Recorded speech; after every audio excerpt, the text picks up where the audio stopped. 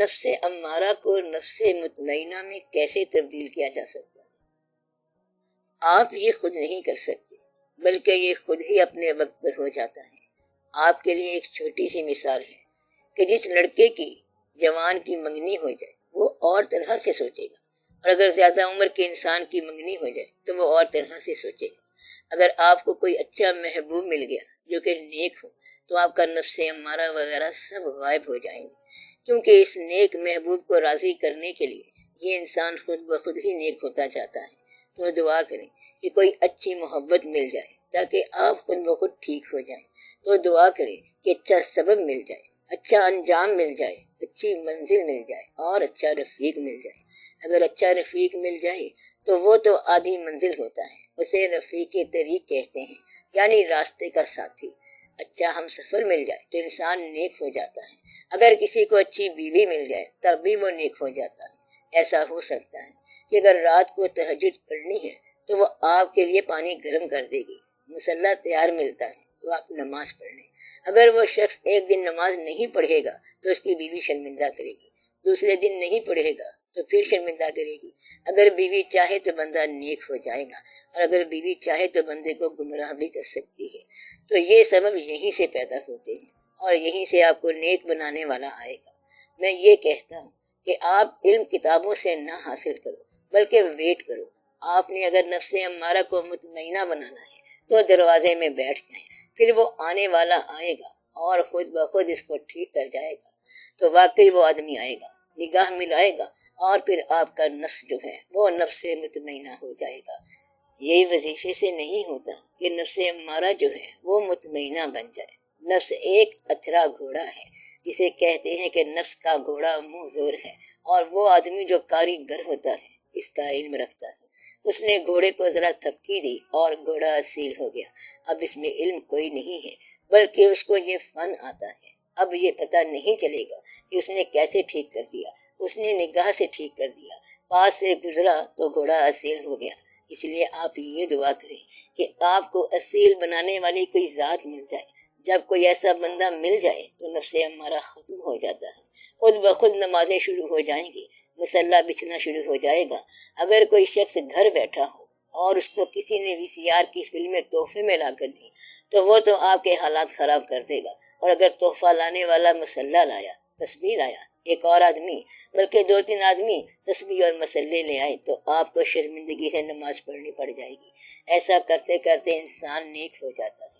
اگر کوئی پیر صاحب ہوں، ان کے پاس جو مرید آئے ہوئے ہیں ان کو روب دیا ہوتا ہے پیری کا، اور اگر وہاں پر اذان کا ٹائم آ گیا تو پیر کے لیے فرض بن گیا، لازمی ہو گیا، اور ضرورت بن گئی کہ وہ جماعت کرائے یا جماعت میں شامل ہو، کیونکہ یہ تو اس کی سماجی ضرورت بن جاتی ہے۔ اگر مرید کہیں کہ پیر صاحب جو ہیں یہ قرات بڑی شاندار کرتے ہیں، قرآن پاک پڑھتے ہیں، تو کیا بات ہو جاتی ہے، تو پھر پیر صاحب کو قرآن مجید پڑھنا پڑ جاتا ہے، اس لیے وہ گمراہ نہیں ہوتے۔ اگر ان ایفیشینٹ ہوں تو ہوں، یعنی روحانیت کا اتنا علم نہ ہو، روحانی تجربات اور مشاہدات نہ ہوں، لیکن عام طور پر وہ شرعی طور پر گمراہ نہیں ہوتے، تو ان مشائخ کی محفل میں عام اور سادہ آدمی بھی محفوظ رہتا ہے۔ یہ میں مستند مشائخ کرام کی بات کر رہا ہوں کہ جن کے آستانے ہیں اور جو مشائخ ہیں تو وہ واجبی بات کرتے ہیں اور دین کے اندر رہنے والی باتیں کرتے ہیں۔ سارے کلہم ایسا کرتے ہیں تو آپ اچھی صفت میں ہیں، اور اچھی صفت میں رہنا ہی کافی دین ہے۔ تو آپ سب لوگ ایسی باتوں پر غور کیا کریں۔ اللہ تعالیٰ کا ایک اسم جو ہے وہ ضرور پکارتے رہا کریں۔ اگر آپ سارا ہفتہ یا عزیزو پڑھتے رہا کریں تو آپ کے کاروبار محفوظ رہیں گے، طبیعت محفوظ رہے گی اور مزاج محفوظ رہے گا۔ اور چونکہ یہ اللہ تعالیٰ کے نام کا ود ہے اس لیے اللہ کی طرف سے سفر بھی ہوتا رہے گا، یعنی خیال کا سفر بھی ہوتا جائے گا اور عمل بھی ہوتا جائے گا۔ تو وہ قوت بھی ہے اور غالب بھی ہے۔ اللہ تعالیٰ حکمت والا ہے، طاقت والا ہے، عزت والا ہے، دینے والا ہے اور غلبے والا ہے۔ اس لیے اللہ تعالیٰ کے جتنے اسماء ہیں ان کا آپ باری باری ورد کر سکتے ہیں۔ اگر 99 اسماء کا ورد کرنا ہے تو ایک ہفتہ ایک اسم کا ورد کیا کریں۔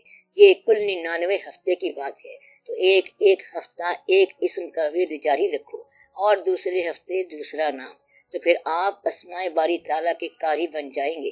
پھر یہ خاص واقعہ بن جائے گا، نیکی ہو جائے گی، مشاہدہ ہو جائے گا۔ اسماء الہی کے بارے میں کہتے ہیں کہ انہیں گنتی کے ساتھ 100 یا 200 مرتبہ پڑھنا چاہیے۔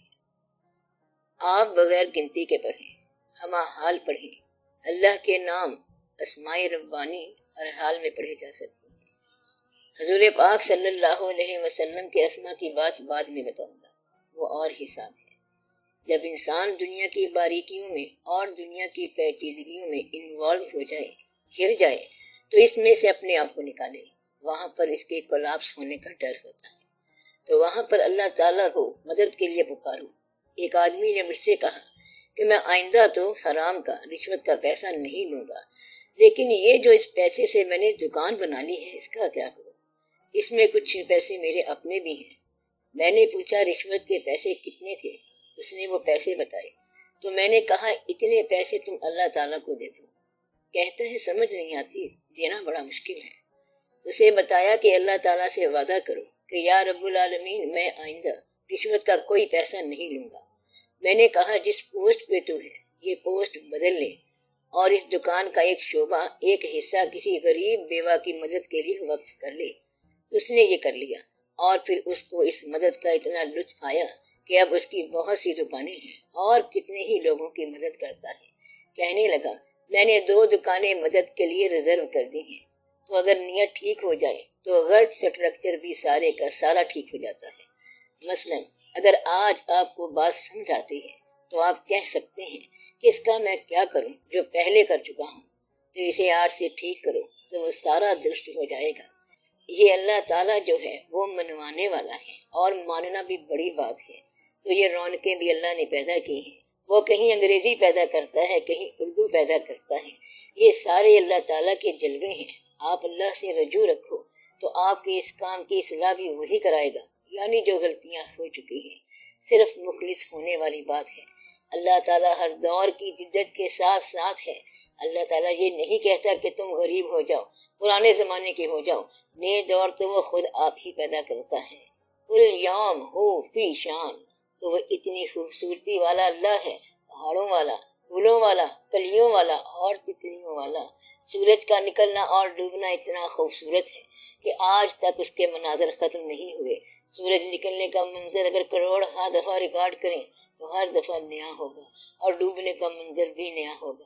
بادلوں کے بڑے بڑے نظارے لوگوں نے دیکھے ہیں، فوٹو لیے ہیں، لیکن بادلوں میں آج تک اتنے نظارے پائے جاتے ہیں کہ کوئی حساب ہی نہیں۔